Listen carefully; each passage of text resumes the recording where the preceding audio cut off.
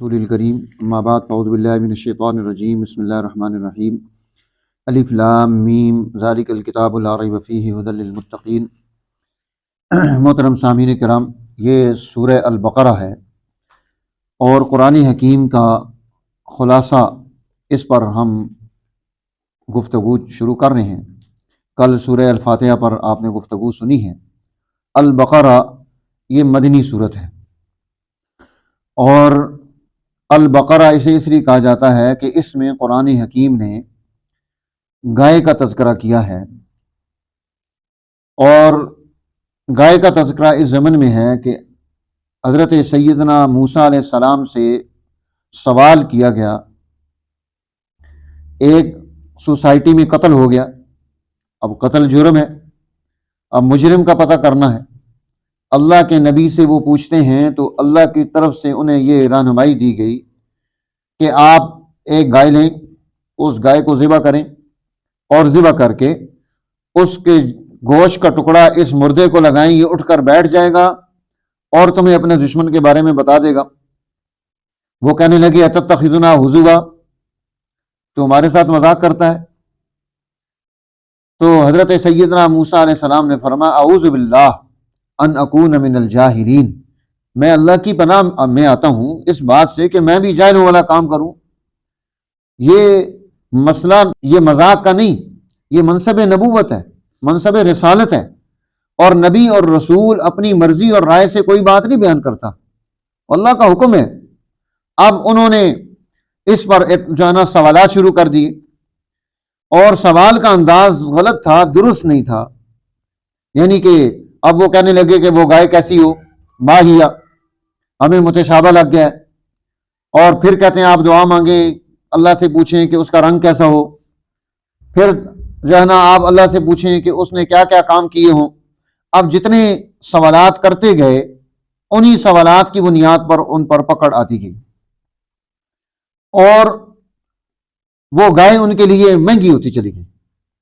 Heel و حجت کے وہ گائے ذبح کر دیتے تو ایک گائے لیتے ذبح کر دیتے، جیسے جیسے پوچھتے گئے اللہ تعالیٰ پابندیاں بتاتا گیا کہ اس طرح کی گائے ہو، جوان ہو، نہ بچی ہو نہ بوڑھی ہو، ہل نہ چلایا ہو، زمین میں جناب کھیت کو پانی نہ دیا ہو، اور اسی طرح صفرا خوب زرد رنگ کی ہو، فاقع لونھا خوبصورت رنگ ہو اس کا۔ تو یہ ساری ان پر قیدیں آتی گئیں۔ اب اس قید سے وہ پھنستے گئے۔ وہ گائے اتنی مہنگی ملی کہ ایک ہی گائے ہے پوری سوسائٹی میں، انہوں نے کہا بھائی اس کی چمڑی اتارو اور اس کے اندر جتنا سونا آتا ہے یہ بھر کر ہمیں دے دو، تو گائے لے لو۔ اتنی مہنگی گائے خریدنی پڑ گئی۔ اچھا، اس سے ایک ہمارے ہاں اہل علم نے ایک اور مسئلہ گھڑ لیا ہے، وہ کوئی درست مسئلہ نہیں ہے کہ جی سوال نہیں کرنا چاہیے، پوچھنا نہیں چاہیے۔ آپ دیکھیں کہ ہماری سوسائٹی میں اولاد ماں باپ سے سوال نہیں کر سکتی، بے ادبی اور گستاخی شمار ہوتی ہے۔ اسی طرح سوسائٹی میں کسی آپ عالم سے سوال نہیں کر سکتے، بے ادبی اور گستاخی شمار ہوتی ہے۔ کسی پیر سے سوال نہیں کر سکتے، بے ادبی اور گستاخی شمار ہوتی ہے۔ اور آپ کسی جگہ پر کوئی بات نہیں اٹھا سکتے، جرم شمار ہوتا ہے۔ بھائی کیوں؟ سوال سے کیوں منع کر دیا؟ یہ سوال وہ عمل کو آگے بڑھانے کے اعتبار سے نہیں تھے، رکاوٹ پیدا کرنے کے اعتبار سے تھے، اس لیے جرم بنا۔ لیکن جو لوگ سوسائٹی کو ترقی دینا چاہتے ہیں، سماج پیدا کرنا چاہتے ہیں، تو وہ سوال تو کریں گے، اور آپ کے پاس اس کا تسلی بخش اور تشفی والا جواب موجود ہونا چاہیے، جو جواب اس کو سوال کرنے والے کو اچھا لگے اور اس سے وہ فائدہ حاصل کر سکے۔ تو قرآن حکیم ہمیں یہاں رہنمائی دیتا ہے کہ ایک ہے منصب نبوت، مقام نبوت پر اللہ کی طرف سے نزول وحی پر کوئی آدمی بیٹھا ہوا ہے، اور وہاں پر اگر آپ اس طرح کا کوئی سوال کرتے ہیں تو وہ سوال پریشانی کا سبب بن سکتا ہے۔ جیسے حضور علیہ السلام نے ایک مقام پر منع فرمایا کہ آپ نے جب فرمایا کہ اے لوگو تم پر حج فرض ہے، فحجوا، حج کرو۔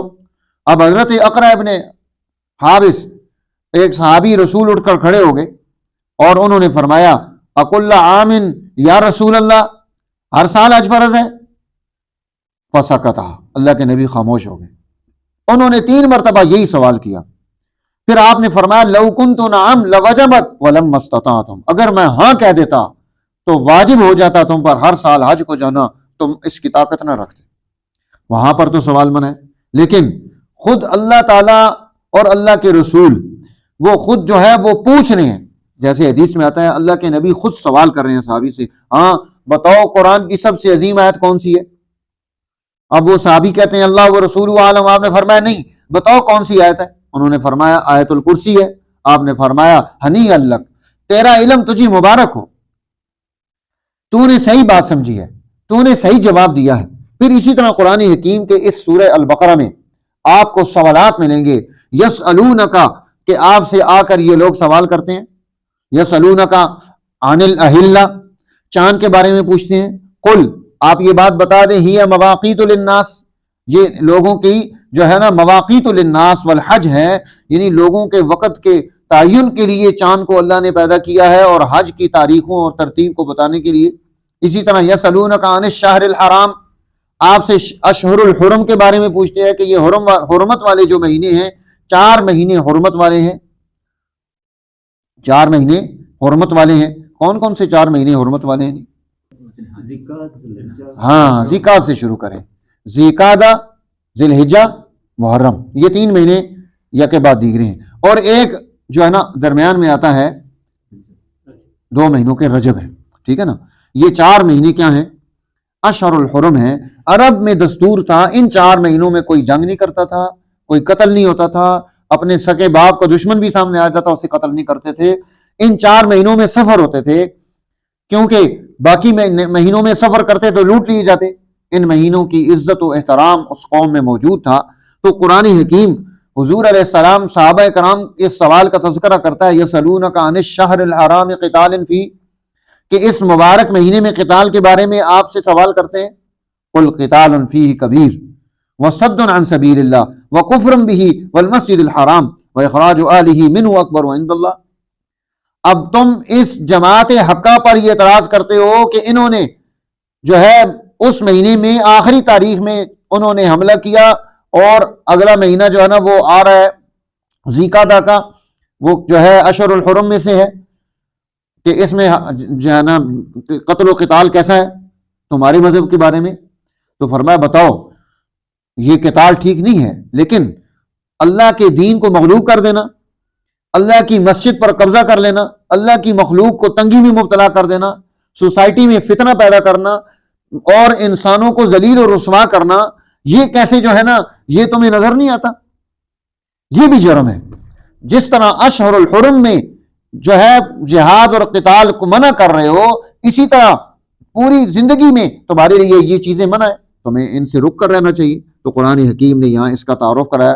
اسی طرح قرآن سوال کرتا ہے، یسألونک ماذا ینفقون، آپ سے آ کر پوچھتے ہیں خرچ کیا کریں؟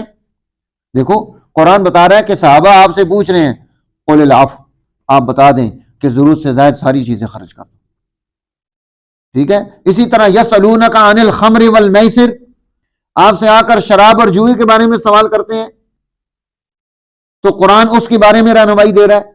تو صحابہ نے سوال کیے رسول اللہ سے، رسول اللہ کے اس سوال کا جواب اللہ کا قرآن بن کے آ رہا ہے کہ کل میرے محبوب آپ یہ بات انہیں ارشاد فرما دیں، یہ مسئلہ اس طرح سے ہے۔ آپ اس صورت کو تفصیل سے پڑھیں گے تو آپ کو اس میں یہ تمام چیزیں ملیں گی کہ قرآن حکیم سوال سے منع نہیں کر رہا ہے، بلکہ سوال کو حضور نبی اکرم صلی اللہ علیہ وسلم ایک جگہ ارشاد فرماتے ہیں کہ یہ السوال نصف العلم، یہ آدھا علم ہے۔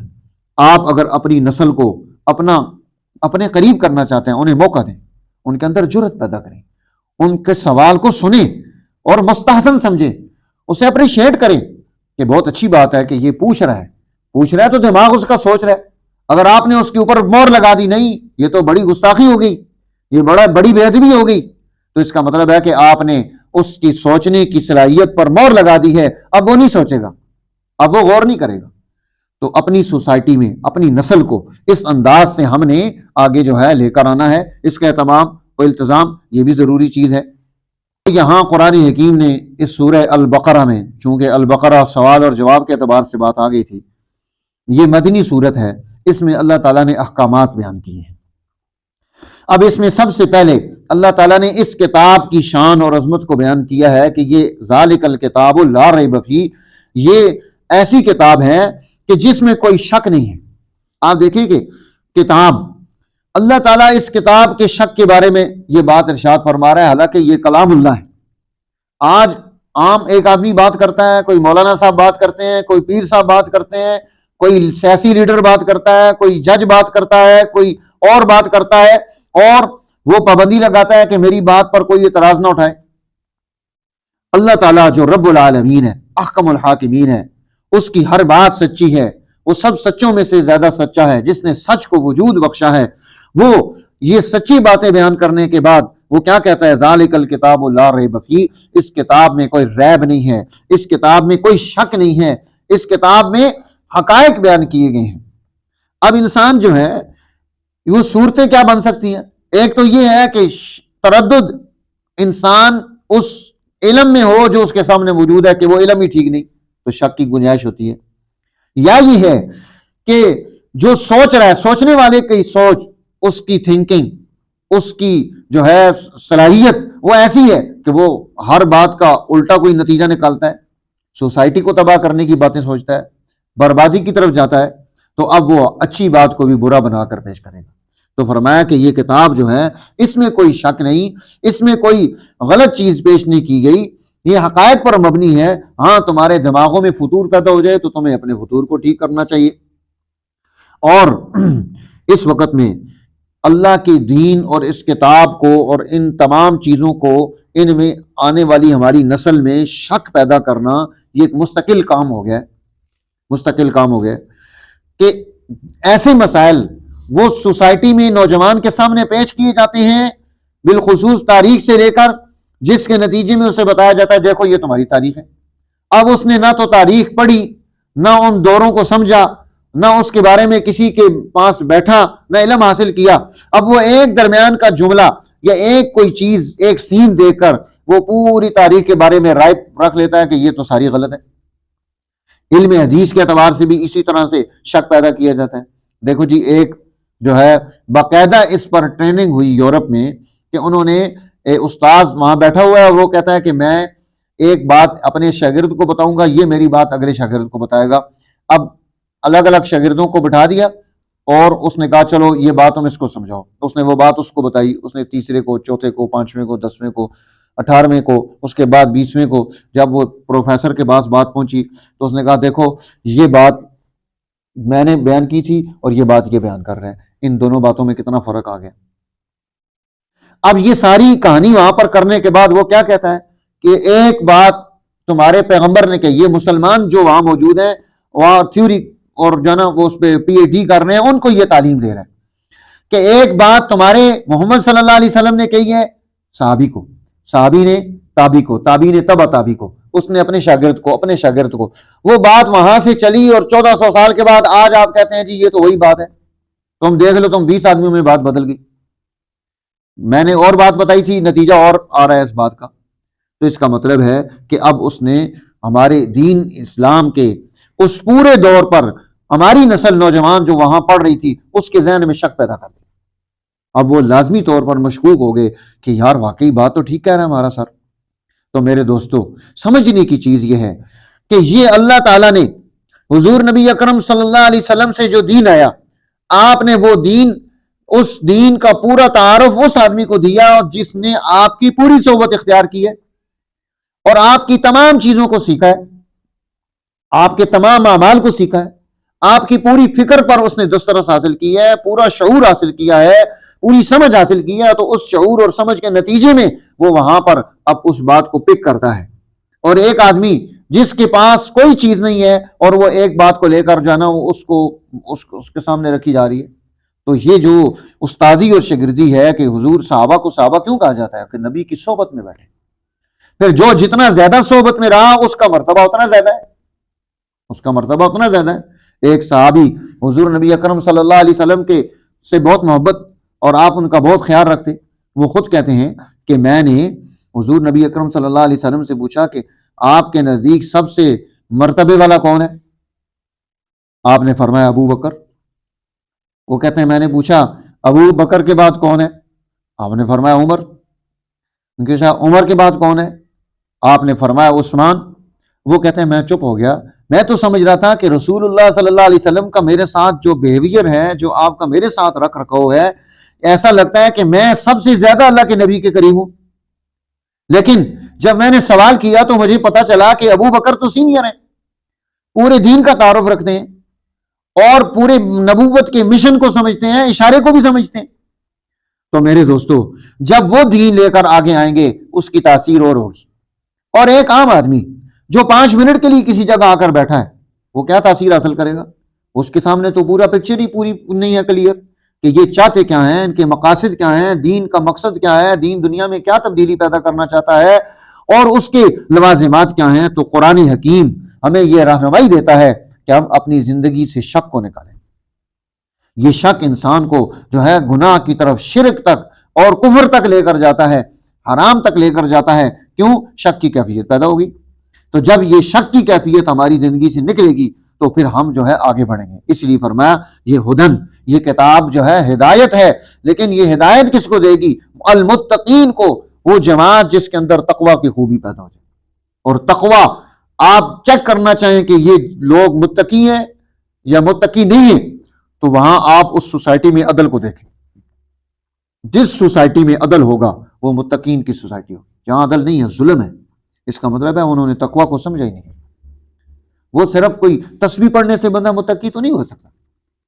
تو اس کے لیے اسے تقوی کا پورا وہ دور چاہیے جو جماعت صحابہ نے پیدا کیا. اب جماعت صحابہ اس سوسائٹی میں سارے کے سارے صحابہ عادل ہیں, ان کی عدالت اس سوسائٹی میں عدل موجود ہے اور انہوں نے پورے سماج کو عدل کی بنیاد پر کھڑا کیا ہے. تو اس لیے یہاں قرآن ہدایت دے رہا ہے متقین کی جماعت کو. اب پھر متقین کی جماعت کی خوبیاں بیان کی, پھر دوسری جماعت کفار کا تذکرہ کیا, پھر تیسری جماعت منافقین کا تذکرہ کیا کہ جو منافقین کہ جنہوں نے اس متقین کی جماعت کے مقابلے میں کردار ادا کیا ہے, لیکن ان کے ساتھ مل کر آ کر کہتے ہیں ہم تمہارے ساتھ ہیں, انا معکم, اور ان کے پاس جاتے ہیں تو کہتے ہیں ہم تمہارے ساتھ ہیں, انما نحن مستہزئون. ہم ان کے پاس اس لیے نہیں بیٹھتے کہ ہم ان کے دین کو, ان کی فکر کو, ان کی سوچ کو قبول کر رہے ہیں, بلکہ ہم اس لیے بیٹھے ہیں کہ ہم انہیں کیا کرنا چاہتے ہیں, ان کا استہزاء کرنا چاہتے ہیں, مذاق کرنا چاہتے ہیں. اس لیے قرآن حکیم نے ان کی یہاں مثال پیش کی ہے. ان کی مثال ایسی ہے, استوقد نارا, جیسے کسی نے آگ جلائی. اب جب وہ آگ روشن ہوئی اور اس سے رہنمائی ملنے کے وقت آیا تو وہ آگ بجھ گئی. تو انہوں نے دین اسلام کو قبول کیا لیکن مقاصد کے لیے. حق اور سچ کے ساتھ لوگ اس لیے جڑ جاتے ہیں کہ اپنے مقاصد حاصل کر سکیں. ان کا مقصد کوئی دین نہیں ہوتا, ان کا مقصد اخلاق حاصل کرنا نہیں ہوتا, ان کا مقصد سوسائٹی کی تہذیب نہیں ہوتی کہ سوسائٹی کو ترقی دے, انسانوں کو عروج پر لے کر جائیں, ان میں کمال پیدا کریں, بلکہ مقصد کرسی اور عہدہ ہوتا ہے. اس لیے فرمایا کہ اللہ ان کی مثال یہاں پر پیش کر کے سمجھاتا ہے کہ دیکھو ہم اس طرح سے نہ ہوں, ہمیں اپنی زندگی کی درست بنیاد قائم کرنے کی ضرورت ہے. پھر قرآن حکیم نے یا ایھا الناس اعبدوا سے تمام انسانوں کو خطاب کیا کہ تمام کے تمام انسان وہ اللہ کے ساتھ اپنی نسبت اور تعلق پیدا کر لیں. اور حضرت سیدنا آدم علیہ السلام کا واقعہ قرآن نے یہاں پیش کیا ہے اور اس واقعے کے ذریعے سے میرا رہنمائی دی کہ ہم اپنی زندگی کی بنیاد کس پر رکھیں گے. دیکھو شیطان نے تکبر کیا اور اس نے اللہ کی مخلوق کو ذلیل سمجھا تو وہ راندہ درگاہ ہو گیا, ہمیشہ ہمیشہ کے لیے اس پر مہر لگ گئی اور وہ اللہ تعالیٰ کی اس حکم سے, عظمت کے اس حکم سے نکل گیا, مردود قرار پایا. اس لیے تو اسے الرجیم کہا جاتا ہے کہ وہ مردود ہے, دھتکارا ہوا ہے. آج اگر ہم بھی وہی کام کریں گے جو شیطان نے کیا تھا تو ہم بھی پھر مردود اور رجیم ہو جائیں گے. ہمیں اس سے بچنے کی ضرورت ہے. پھر قرآن حکیم یہاں بنی اسرائیل کا تذکرہ کرتا ہے. بنی اسرائیل وہ جماعت ہے جس جماعت نے ہزاروں انبیاء پیدا ہوئے اور اللہ تعالیٰ نے وہاں نبوت بھی رکھی, حکومت بھی رکھی. بنی اسرائیل میں نبوت اور حکومت دونوں چیزیں اکٹھی چل رہی ہیں کہ وہ اللہ ان کو نبی بھی بنا رہا ہے اور ان میں سے کچھ لوگوں کو حکومت بھی ملتی ہے.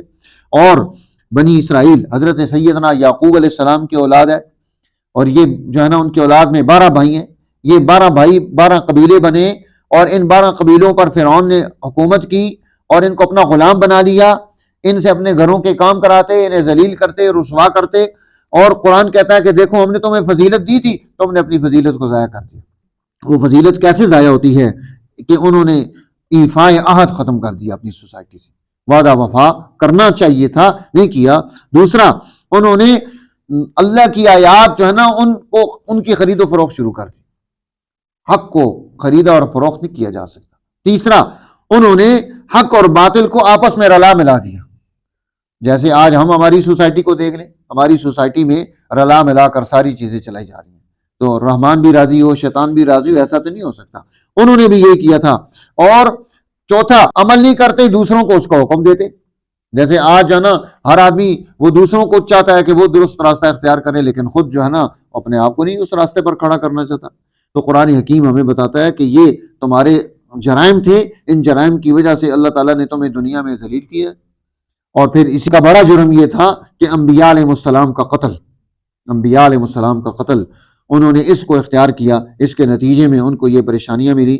اور اسی طرح انہوں نے دین میں اپنی مرضی اور رائے کو شامل کرنے کی کوشش کی، اور وہ کیا کہتے ہیلے کے ذریعے سے جو ہے نا تبدیلی پیدا کرنا چاہیے۔ جیسے قرآن نے یہاں واقعہ پیش کیا ہے اصحاب السبت کا، ہفتے والے دن ان کو منع تھا مچھلی نہیں پکڑنی، اب وہ کیا کرتے، ہفتے والے دن چپو اٹھاتے اور اپنے چھوٹے چھوٹے ڈیم بنائے ہوتے، سارا پانی اس میں جمع کر لیتے، چپو بند کر دیا، اتوار والے دن مچھلی پکڑ کے بیچ دی۔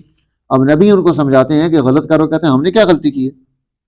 آج ہم بھی یہی کام کر رہے ہیں، دین پر عمل کرتے ہیں اور اپنی مرضی سے رائے سے کرتے ہیں، ہیلا اور جانا بہانہ کر کے ہم اپنے آپ کو بچانا چاہتے ہیں۔ تو جب اس طرح کا راستہ اختیار کریں گے تو نتیجہ کیا نکلے گا؟ نتیجہ تباہی اور بربادی کی صورت میں نکلے گا۔ اسی طرح اس سوسائٹی میں اور بھی بہت ساری ایسی خرابیاں تھیں جن کا قرآن حکیم نے یہاں ذکر کیا ہے کہ ماں باپ کے ساتھ ان کی اچھائی نہیں تھی، لوگوں کے ساتھ اچھی گفتگو نہیں تھی، اسی طرح وہ لوگوں کو برباد کرنے میں کردار ادا کرتے تھے، انہیں تباہ اور ذلیل و رسوا کرتے تھے، اور اس میں ہمجیت کام کرتے تھے۔ قرآن حکیم ان تمام چیزوں کو پیش کرتا ہے، اور اس کے ساتھ ساتھ ان میں جادو اور سحر اور یہ چیزیں پیدا ہو گئی تھی۔ انبیاء علیہ السلام کی توہین یہ زیادہ ان میں آ گئی تھی، اسی لیے قرآن حکیم نے یہاں یہ بات ارشاد فرمائی، لا تقولوا رائنا، تم رائنا نہ کہو، انظرنا کہو، یعنی جس لفظ سے نبوت کی شان میں کوئی گستاخی ہوتی ہے اس لفظ کو بھی چھوڑ دو اپنی زندگی سے، انظرنا کہو، تاکہ تم کامیابی حاصل کر سکو۔ قرآن حکیم نے یہاں حضرت سیدنا ابراہیم خلیل اللہ علیہ السلام کے حالات کو بھی پیش کیا، خانہ کعبہ کی تعمیر کا تذکرہ کیا، حضرت یعقوب علیہ السلام کے تذکرے میں، اور پھر جو ہے حضور نبی اکرم صلی اللہ علیہ وسلم نے جو تحویر قبلہ کا تذکرہ ہے اس کو بیان کیا کہ آپ نے کس طرح سے بیت المقدس سے بیت اللہ الحرام کا سفر کیا، اور اس پر جو اعتراضات ہیں ان کا قرآن نے یہاں جواب دیا ہے کہ اللہ کا حکم اصل ہے، وہ حکم پہلے بیت المقدس کی طرف منہ کرنے کا تھا تو وہاں کیا، جب وہ حکم ادھر آ گیا تو یہاں پر آ گیا۔ اللہ تعالیٰ میں قرآن حکیم کے ساتھ نسبت عطا فرمائے، تعلق نصیب فرمائے، تاکہ ہم دنیا اور آخرت میں سرخرو ہو سکیں۔ وآخر دعوانا الحمدللہ رب العالمین۔